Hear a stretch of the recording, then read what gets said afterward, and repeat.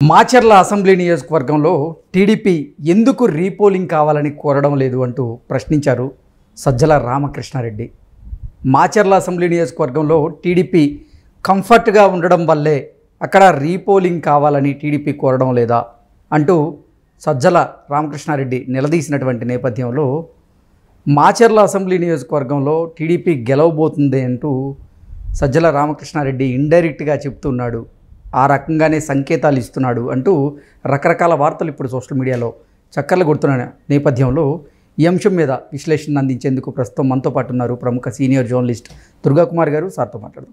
దుర్గాకుమార్ గారు నమస్తే అండి. నమస్కారం కృష్ణ గారు, మన వీక్షకులకు కూడా నమస్కారం. మాచర్ల అసెంబ్లీ నియోజకవర్గంలో వైసీపీ మాత్రం రీపోలింగ్ కావాలని కోరుతూ ఉంది. టీడీపీ రీపోలింగ్ కావాలని ఎక్కడ కోరిన దాఖలాలు అయితే లేవు. అయితే సజ్జల రామకృష్ణారెడ్డి మాత్రం అసలు మాచర్లలో రీపోలింగ్ కావాలని టీడీపీ ఎందుకు కోరడం లేదు, అక్కడ టీడీపీ కంఫర్ట్గా ఉంది కాబట్టే రీపోలింగ్ కావాలని కోరడం లేదా అంటూ ఆయన నిలదీసేటువంటి ప్రయత్నం చేశారు. అయితే ఇప్పుడు దాని మీద కొన్ని భిన్నాభిప్రాయాలు వ్యక్తం అవుతూ ఉన్నాయి. మాచర్లలో ఈసారి టీడీపీ గెలవబోతుంది, వైసీపీ ఓడిపోబోతుందని సంకేతాలు ఇప్పుడు సజ్జల రామకృష్ణారెడ్డి ఇస్తున్నారా అంటూ కూడా వారు ప్రశ్నిస్తున్నటువంటి నేపథ్యాన్ని మనం చూస్తున్నాం. ఏంటి సార్ దీని మీద మీ విశ్లేషణ? ఇప్పుడు మాచర్లకి పరిమితం అవ్వాల్సిన అవసరం లేదండి. రామకృష్ణారెడ్డి గారు వైఎస్ఆర్సీపీ పార్టీ ఘోరమైన ఓటమిని ఎదుర్కోబోతుంది అనేది చెప్పకనే చెబుతున్నాడు రాష్ట్ర వ్యాప్తంగా. ఒక్క మాచర్లోనూ పాల్వాయి పోలింగ్ బూత్ 22లో సంగతి ప్రస్తావన ఎందుకు, రాష్ట్ర వ్యాప్తంగానే ఓడిపోతుంది అనేది ఆయన ఇవాళ ప్రెస్ కాన్ఫరెన్స్లోనే ఆయన గతంలో ఉన్న అధికార దర్పం, అహంకారం, దాన్ని ఇంకా ఏమంటారంటే అహంకారం అన్నీ పోయినాయి. ఆయన ఇప్పుడు కూడా ఒంటరిగా కూర్చుని చాలా అవాకులు చవాకులతో మాట్లాడతాడు. ఎంత పెద్ద రాజ్యాంగ వ్యవస్థనైనా హేళనగా మాట్లాడతాడు. ఎంత పెద్ద రాజ్యాంగ వ్యవస్థలో ప్రజల చేత ఎన్నుకోబడినటువంటి వ్యక్తులనైనా కూడా ఆయన చాలా అవహేళనగా మాట్లాడతాడు. అలాంటి వ్యక్తి ఇవాళ ఆయన ముఖంలో, అంటే నేను ఎలా చెప్పగలనంటే, నాకు 79 నుంచి సహోద్యోగి, నేను ఆయన ఈనాడులో ఒకేసారి రిటర్న్ టెస్టులు రాసి ఇంటర్వ్యూలు అయ్యి ట్రైనింగ్ కూడా ఒకసారి అయ్యాం. ఆ తర్వాత ఉదయంలో కూడా పనిచేసాం చాలా కాలం. ఆయన ముఖం చూస్తేనే అర్థమైపోతుంది ఆయన చాలా ఆందోళనలో ఉన్నాడు, భయంకరమైన ఆందోళనలో ఉన్నాడు. ఆయన భవిష్యత్తు ఏం జరగబోతుంది, అసలు తను ఎలాంటి సిచ్యువేషన్స్ ఫేస్ చేయబోతున్నాడు, ఈ గవర్నమెంట్ ఓడిపోతే తన కొడుకును కూడా తీసుకొచ్చాడు ఈ కుప్పంలోకి. తీసుకొచ్చినప్పుడు బాగానే ఉంటుంది, అధికారం ఉన్నంత కాలం ఎవరైనా బాగానే నడుస్తుందండి. అధికారాంతమున చూడవలే అధికారుల అయ్యవార్ల సక్కదనములని వెనకటికి ఒక కవి చెప్పాడు. ఇప్పుడు అది ఆయన ముఖంలో ప్రస్ఫుటంగా కనిపిస్తుంది. ఎట్టి పరిస్థితుల్లోని ఇవాళ ఆయన ప్రెస్ కాన్ఫరెన్స్ చూసిన తర్వాత రాష్ట్రంలో ఏ వ్యక్తి కూడా వైఎస్ఆర్సీపీ గెలుస్తుందని అనుకోలేడు. ఖచ్చితంగా ఆయన ముఖమే చెప్పేసింది. ఆయన అసలు ప్రెస్కి దూరంగా ఉన్నాడు. ఇవాళ అనామకులు పక్కన పెట్టుకుని మాట్లాడాడు. వాళ్ళు ఎవడో తెలియదు, వాళ్ళు దిక్కులు చూస్తున్నారు ఈయన మాట్లాడుతుంటే. ఆయన మాట్లాడి కూడా ఏం మాట్లాడుతున్నాడండి, సెంట్రల్ ఎన్నికల కమిషన్ని తప్పు పట్టే విధంగా ఇప్పటికీ మాట్లాడుతున్నాడు. సెంట్రల్ ఎన్నికల కమిషన్ అనేది భారత ప్రభుత్వానికి బాధ్యత వహిస్తుంది, న్యాయస్థానాలకి బాధ్యత వహిస్తుంది. వాళ్ళు ఏదైనా తప్పులు చేస్తే మీరు కోర్టుకు వెళ్తే వాటిని పారదర్శకంగా కోర్టుల ముందు చూపించి వాటిని రుజువు చేసుకుంటుంది. రుజువులు చేసుకోకపోతే శిక్షకు గురవుతుంది. అదొక రాజ్యాంగ వ్యవస్థ. నువ్వు దాన్ని తప్పు పట్టాల్సిన అంశం లేదు.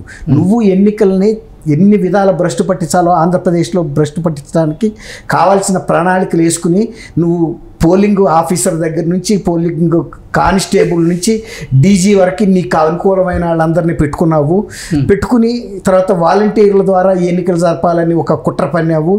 వీటన్నిటిని భగ్నం చేస్తూ ఆయన డీజీని మార్చింది, డీజీ ఇంటెలిజెన్స్ని మార్చింది, ఐజీలను మార్చింది, ఎస్పీలను మార్చింది, కలెక్టర్లను మార్చింది, అనేక మందిని మార్చింది. అయినా కూడా పూర్తిగా ప్రక్షాళన చేయటం ఎన్నికల కొద్ది రోజుల ముందు ఎవరికి కూడా సాధ్యం కాదు.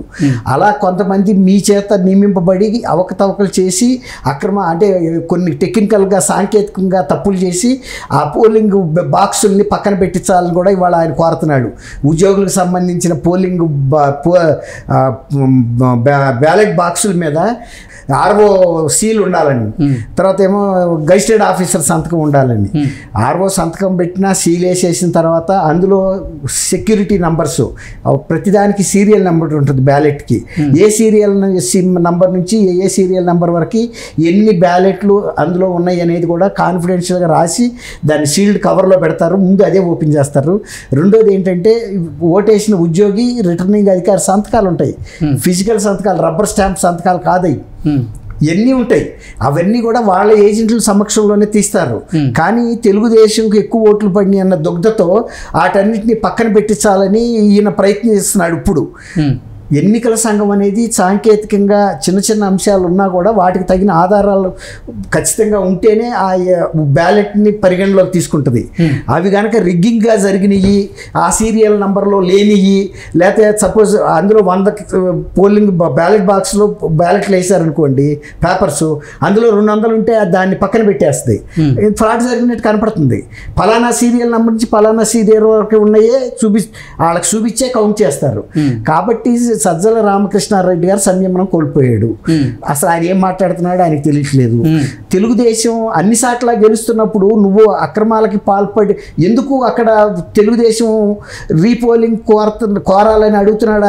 కారణం చెప్పాలి కదా, మా వాడు పగలగొట్టాడని అంటే చెప్తున్నారు కదా సార్. అంటే వాళ్ళు ఏం చెప్తున్నారంటే సజ్జల రామకృష్ణారెడ్డి గారు అలాగే కొంతమంది వైసీపీ శ్రేణులు ఏం చెప్తున్నాయంటే ఈ పల్నాడులో కొన్ని ప్రాంతాల్లో టీడీపీ నాయకులు వారి అనుచరుల సహాయంతో అక్కడ రిగ్గింగ్ చేసేటువంటి ప్రయత్నం చేశారు. అందుకే ఆ పోలింగ్ బూత్లో రిగ్గింగ్ జరిగిందని భావించే పిన్నెల్లి రామకృష్ణారెడ్డి పోలింగ్ బూత్లోకి ప్రవేశించి ఆ బ్యాలెట్ బాక్స్లో ఉన్నట్టు అంటే ఆ ఈవీఎంను పలగొట్టేటువంటి పనులు చేశాడు అంటూ వాళ్ళు వెనకేసుకొచ్చేటువంటి ప్రయత్నం చేశారు. మతంతో మాట్లాడి ఇప్పుడు భావించడానికి తెలుగుదేశం వాళ్ళు కూడా భావించవచ్చు వైఎస్ఆర్సీపీ రిగ్గింగ్ చేసిందని. దానికి సమాధానం వెళ్ళి బాక్సులు పగలగొట్టడం కాదు. అది నువ్వు ఎమ్మెల్యేగా ఉండవు కాబట్టి నీకు అక్కడ 15 ఏళ్ళ నుంచి చేస్తున్నావు నువ్వు, అందుకే చేసావు. అందుకే ఏ కానిస్టేబుల్ రాలేదు.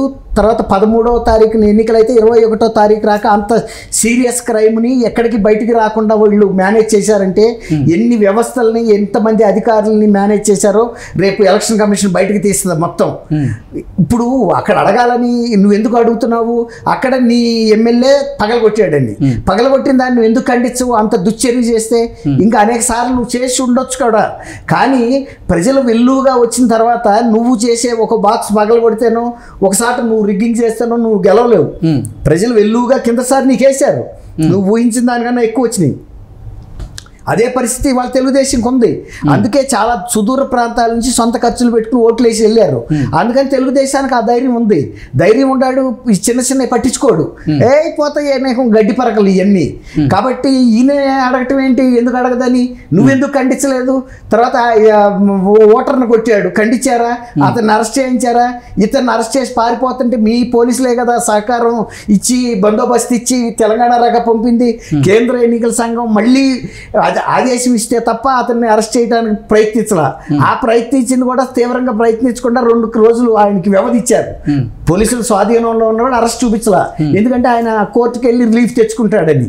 ఈ విధంగా నువ్వు నీ అభ్యర్థుల్ని అక్రమాలు చేయమని ప్రోత్సహిస్తూ తెలుగుదేశం అడగలేదంటే అడగదు. తెలుగుదేశానికి ఒక వెల్లు వచ్చినప్పుడు ఇలాంటి అనేక గడ్డి పరకలు కొట్టుకుపోతాయి. కాబట్టి నీకు ఆ బాధ ఎందుకు? నువ్వు గెలుపుదేదో నీ సంగతి నువ్వు చూసుకో. తెలుగుదేశం గురించి నీకెందుకు? ఆడు పోతాడు, ఓడిపోతాడు, వాళ్ళ ఇష్టం, నీకెందుకు? నీ వాడు అక్రమం చేశాడు, నువ్వు ఏమన్నా ధైర్యం ఉంటే ఖండించు, పోలీసులతో అరెస్ట్ చేయించు. నువ్వు వ్యవస్థని నడపలేక ఇతరుల గురించి నువ్వెందుకు మాట్లాడతావు?